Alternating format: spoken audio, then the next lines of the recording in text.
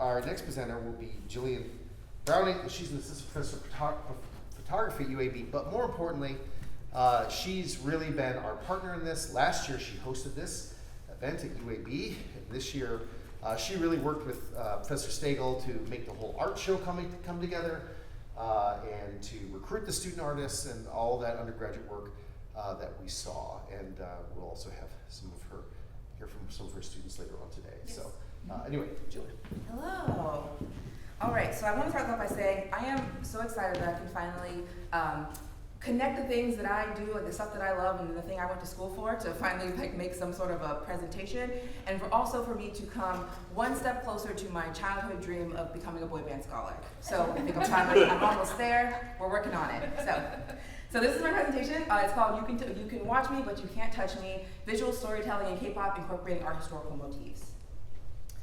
I'll leave it there for now. Okay, so K-pop or Korean pop music also has always been more than just catchy melodies and on-point choreography. It's a dynamic space for visual storytelling, identity making, and cultural dialogue.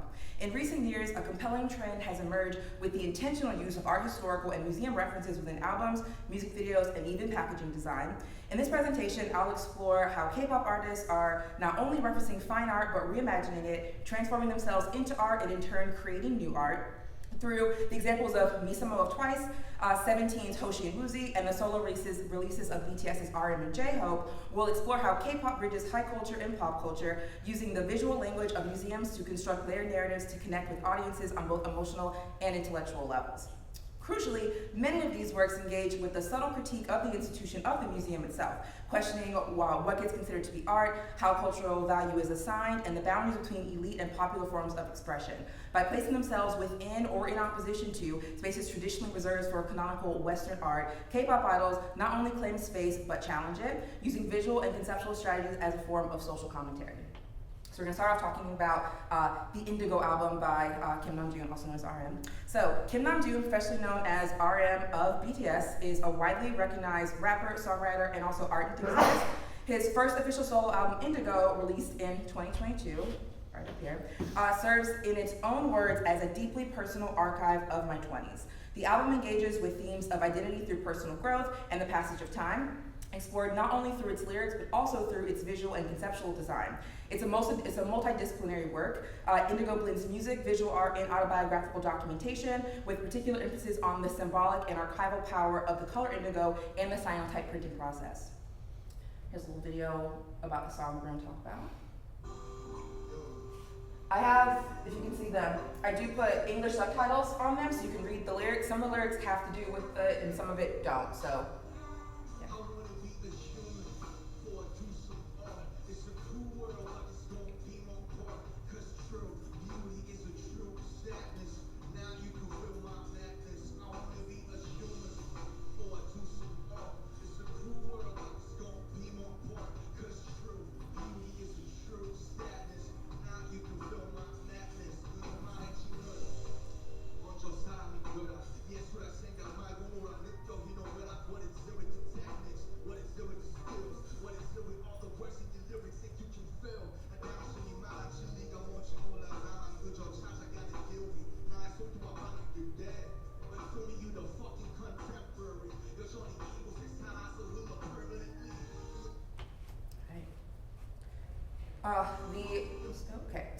The opening track, Yun, which we just heard, it's the opening track of the album, is based on the life and work of Korean artist and activist Yun Hyon-kun, the key figure of the Dansekwa movement. It's a post-war Korean art movement characterized by restrained color palettes, repetitive gestures, and the meditative engagement of materials. Yun was known for his minimalist approach and emotional depth, shaped by personal experiences of political imprisonment and near execution.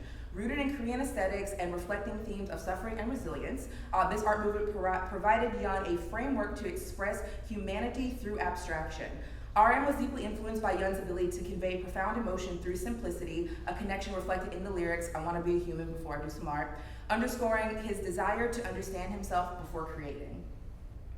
The album's title, Indigo, refers to Yun's preferred color, symbolizing introspection and purity, and also draws on the deeper symbolism of indigo dye itself.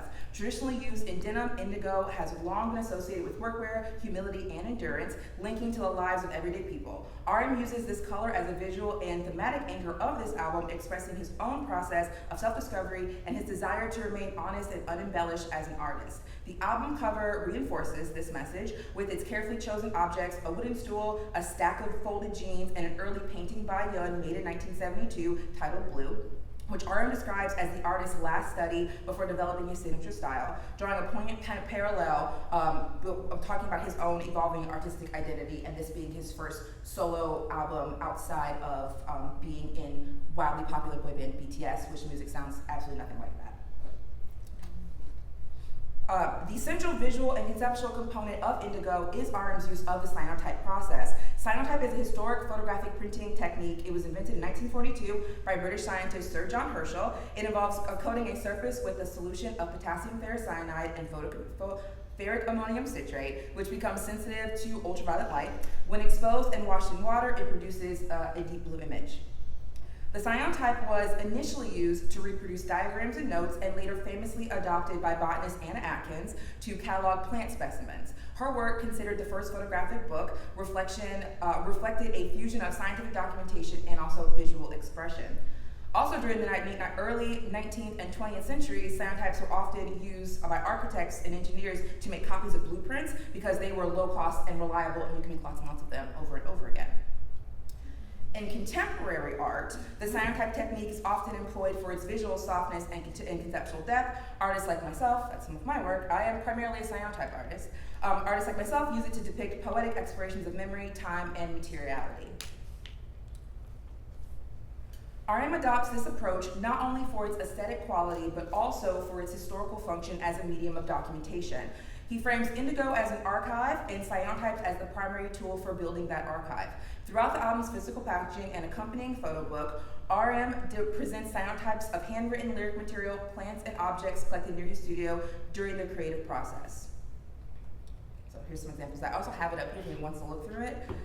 These images document his environment and serve as a visual record for his mindset while making the album. The photo book itself resembles a scientist's field journal filled with raw notes, studies, and catalog impressions. You can see stuff here. I lost my place. Okay. By integrating Yun Hyon-kun's artistic philosophy and the cyanotype archival history, RM positions Indigo as both a personal statement and a historic artifact, documenting a formative period in RM's life with deliberate precision and emotional honesty. All right, so we're gonna now talk about J-Hope's Mona Lisa. So all the artists after this are primarily talking about museums, and so we're moving into that.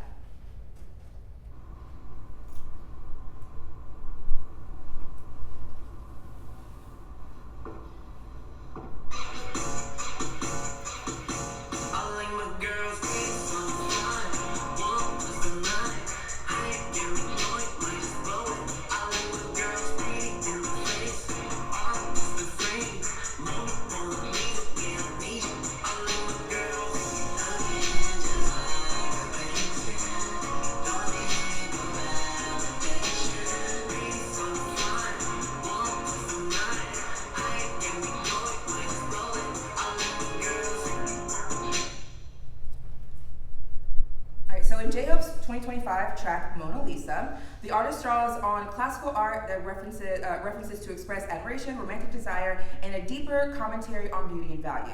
The song opens with the line, "I like my girls pretty so fine, 1 + 9, an explicit expression of idealized beauty suggesting a perfect score of a 10. This is immediately followed by the lyric "art piece to frame," which evokes the traditional association of art with beauty. The act of framing, in both literal and metaphorical senses, functions as a way to elevate its subject, transforming a person or object into something worthy of admiration and preservation.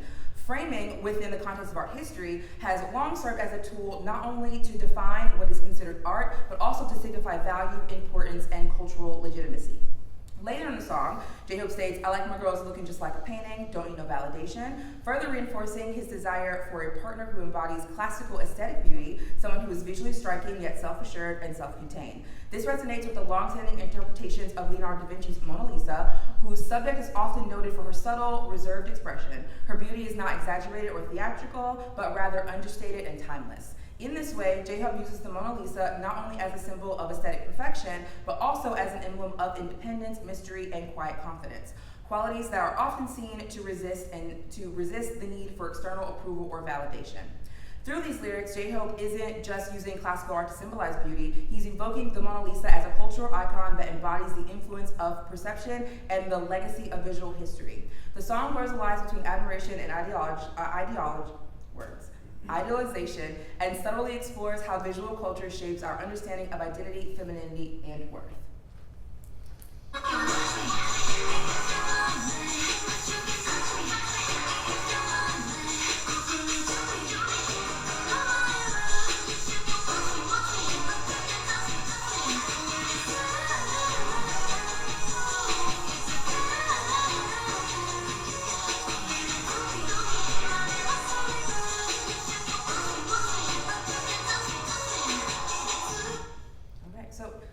I named this paper after this particular video. I thought it was too perfect. All right, so MISAMO's debut track, Do Not Touch, operates beyond the realm of conventional K-pop aesthetics. MISAMO is a subunit of the globally recognized K-pop group Twice, comprising of the Japanese members Mina, Sana, and Momo. Primarily, they release Japanese language music. That song is in Japanese. However, for the purposes of this presentation, they'll be considered within the framework of K-pop because their parent group Twice is fundamentally rooted in the K-pop industry, and they normally make Korean language music. With their mini-album masterpiece, MISAMO engages not only in musical performance, but in a conceptually cohesive examination of autonomy, spectatorship, and the visual construction of femininity. Through deliberate allusions to art history, museum culture, and classical iconography, Do Not Touch constructs the members as living artworks, visual, compelling, yet autonomous, and ultimately inaccessible.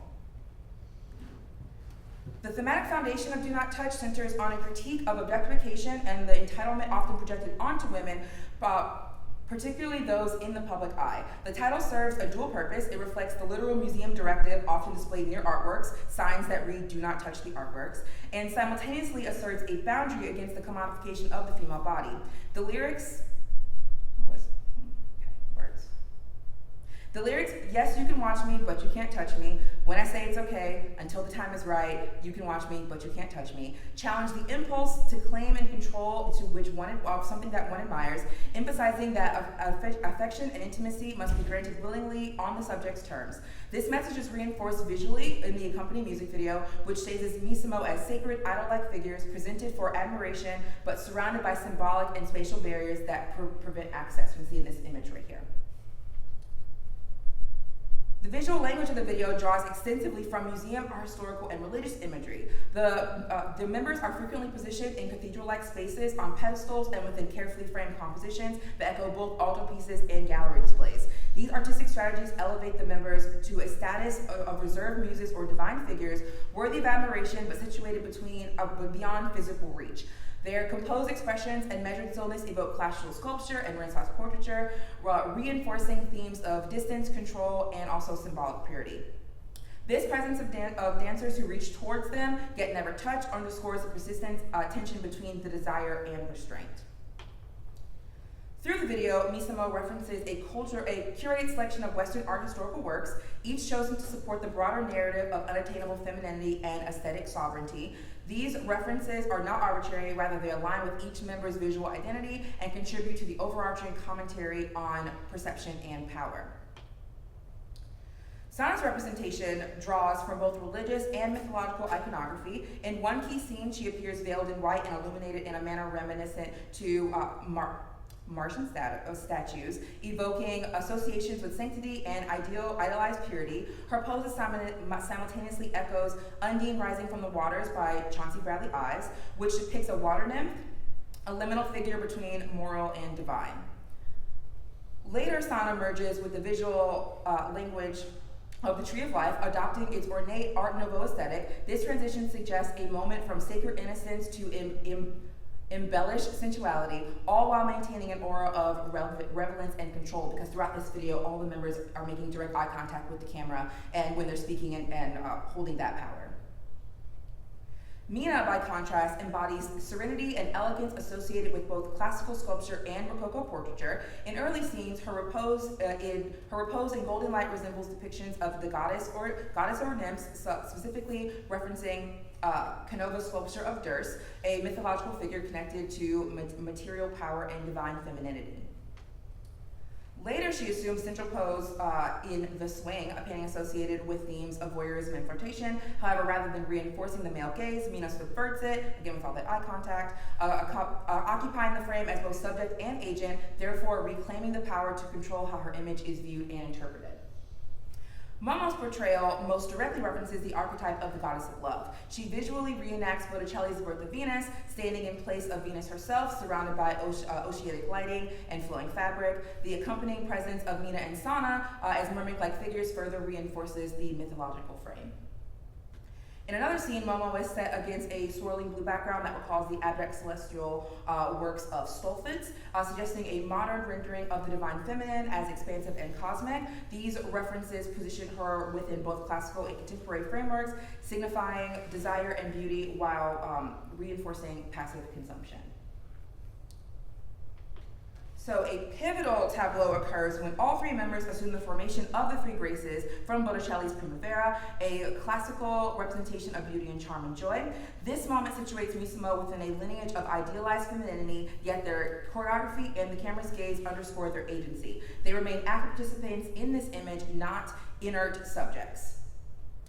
The video concludes with a scene in which the members stand within a pastoral landscape that looks like Claude Monet's water lilies.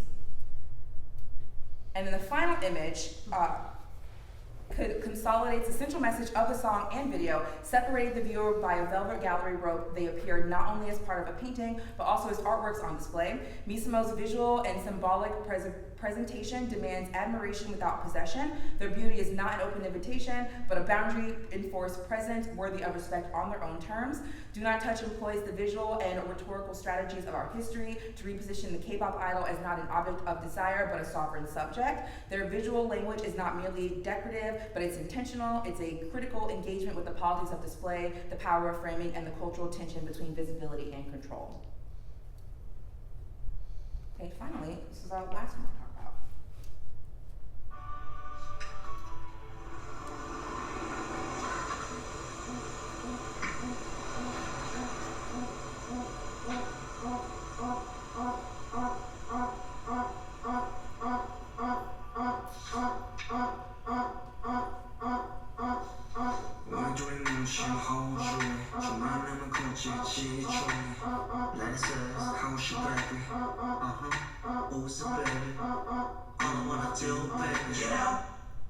Just like this. We tell we pulsate, watching my time, we're rise broken soil, 멜로디로 찰지. 손을 공중에 모든 머리죠. 물을 감은 영태한 듯한 머리죠. 진짜 나도 옆에 하지 말아줘. 우리처럼 해봐요. Just like this. Just like this. Just like this. Just like this. 우리처럼 해봐요. 동감내.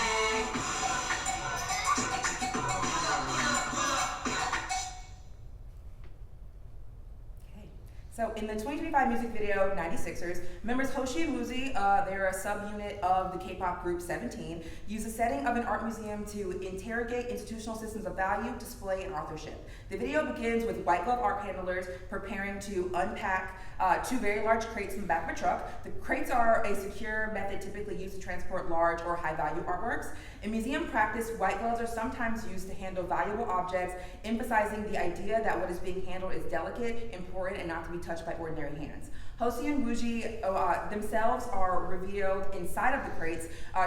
They're treated as artifacts. They're wrapped in bubble wrap. They're dusted. They're inspected in the manner resembling what would be done while you're filling out a condition report on the arrival of a piece of art. This visual language emphasizes the treatment of idols as objects to be preserved, displayed, and consumed. The inclusion of a tombstone label, a common museum tag identifying art, artist, and medium, further cements the metaphor that the artists are the art. As the video transitions into the exhibition space, WOOZI is shown lying motionless on a pedestal, draped in a sheet. He's evoking Greco-Roman statuary and also the tradition of life drawing. Observers sketch and photograph him. It underscores the passive role often assigned to idols who are expected to remain flawless under a public eye. Yet the stillness is juxtaposed with scenes of resistance. WOOZI is gesturing at the audience of saying, go ahead, kind of do what you want. He's expecting them to be doing something while he's sitting there. The scene then switches to WOOZI engaging in an act of creation through spray-painted graffiti, a medium historically associated with rebellion and anti-institutional critique. In another scene, both artists are framed by an ornate picture frame while freely moving inside of the truck, suggesting a reclamation of agency from within the frame imposed by the art world, or metaphorically, the idol industry. The video culminates with the truck crashing through the museum walls, a literal and symbolic disruption of institutional boundaries. This act of destruction marks a refusal to remain static or idealized. It asserts the autonomy as creators and individuals, challenging the often dehumanizing pedestal upon which idols are placed. By inserting themselves into the structure of the museum and then disrupting it, Hoshi and WOOZI reject being seen only as products and instead present themselves as artists actively shaping their image. This destruction of the museum space becomes a statement about a right of self-definition. Pushing back against systems that seek to control how they are viewed and valued. In this context, the museum functions as a metaphor for the entertainment industry's system of curation, surveillance, and commodification. Through the deliberate mimicry of subsequent breakdown of institutional display methods, 96ers becomes a powerful commentary on self-authorship, the politics of display, and the reclamation of identity from structures that seek to define it. So museums occupy a complicated space in contemporary culture. On one hand, they are revered as institutions that safeguard human history, creativity, and cultural memory. Objects placed within their walls are imbued with importance, framed, lit, and protected, often seen as the pinnacle of artistic achievement. Museums in this way validate what is worth remembering. Yet, despite their cultural significance, museums around the world are increasingly being defunded, sidelined in public policy, and seen as economically burdensome. Simultaneously, pursuing a career in the arts is still largely viewed as financially precarious or impractical. This contradiction highlights a deep tension. Society values art symbolically, but it devalues it structurally. At the same time, the private collection and consumption of art has become a marker of wealth and cultural capital. To buy, own, or even commission art is a status symbol, a sign of not only taste, but also power. This creates a stark juxtaposition. While public institutions who claim to make art more accessible struggle to keep their doors open, the elite are collecting art as a way to signal prestige. The contradiction is fertile ground for artistic critique. When K-pop artists reference museums, fine art, or position themselves as art, they aren't just borrowing aesthetics, they're entering this discourse. They play with the idea of value, who gets to be framed, what gets to be remembered, and what does it mean when pop culture, a space often dismissed as frivolous, claims the space of the museum, not just to decorate it, but also to critique and reimagine it. And that is the end of my talk.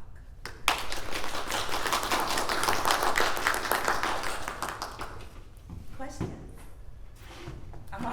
Is there something significant about the act of independence? Because I think all four of your examples were either solo artists or subsets of larger Yes, groups. so I couldn't add that in there, but thank you for asking. So yes, so if anybody knows a lot about the K-pop industry, it's a very controlled thing. Like they put children in camps and they train them to be good little idols, and they train them to dance and sing and do whatever they need to do perfectly.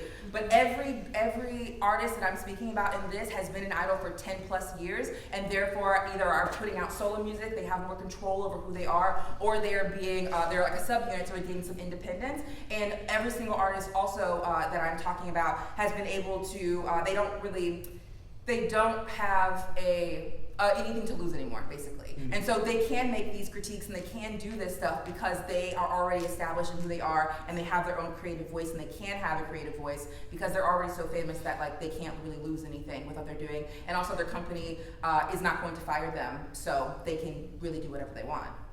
Yeah. Yeah.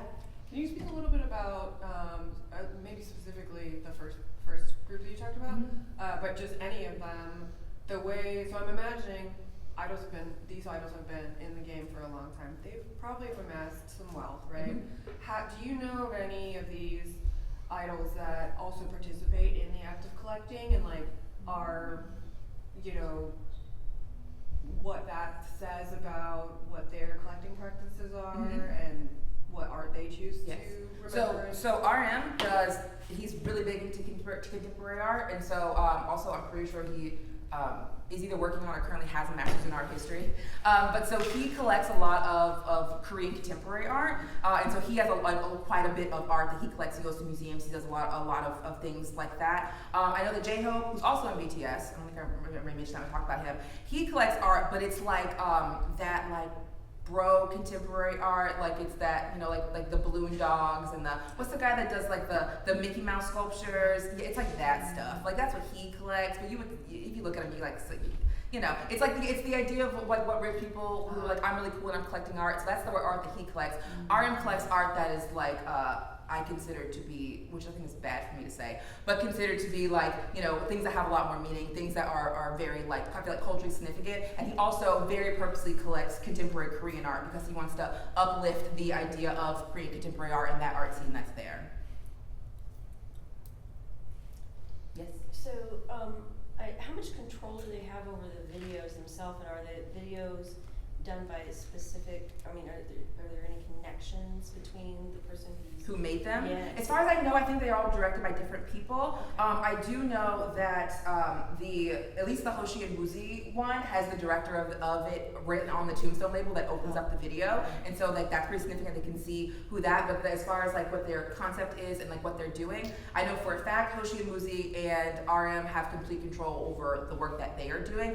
MISAMO has, I feel, and I don't know this personally, but I think they have a little bit less control just because as a girl group in general, they have a little bit less control over everything, and also because the particular group that they're in is still very active. So, and also when they made the sort of Japanese subunit, they I think did that specifically to that's the only solo that the three of them are going to get. Besides Sana has her own, but the rest of them don't. And so I think that's kind of like what that was happening. But as far as like the what was going to happen within their particular music video and like what, I think that they do have some say in that, but just not as much as people who like RM. J-Hope has I think a lot of say in what he wants to do, but he also likes to be very like popular and catchy, and so it's less about the emotional depth and more about like the fun song that he can make, talking about how he likes pretty women. It's sort of, on building on that, it seems like, I'm blanking on the names, but 1 and 3 are about the art themselves, whereas 2 and 4 are more about the consumption of art. Mm-hmm. Do you draw a distinction between those two sort of camps in this? I think that it's a lot, the consumption of art and the idea of the Korean idol, I think, are like the same thing. Okay. So I think that's a good connection, or an easy connection to make, and also I think an easy sort of like idea or jumping off point that they can do, like the idea that this is the thing that they have spent their entire careers being literally just consumed and a product basically. And then when if you go into a museum, things are behind glass. Briefly, like the Mona Lisa, it has that big glass thing already. It's bulletproof. There's you can't get close to it. I have never been to the Louvre, but you have. Yeah. It's a physical barrier. Yes, and how far is that barrier? It's pretty far. Exactly. And so I think that's like that connection between like what that is and then also an idol and how close you can actually get to them when they get to a certain level of fame, I think is like a very similar thing. Cool. Any more questions? Thank you, Jill.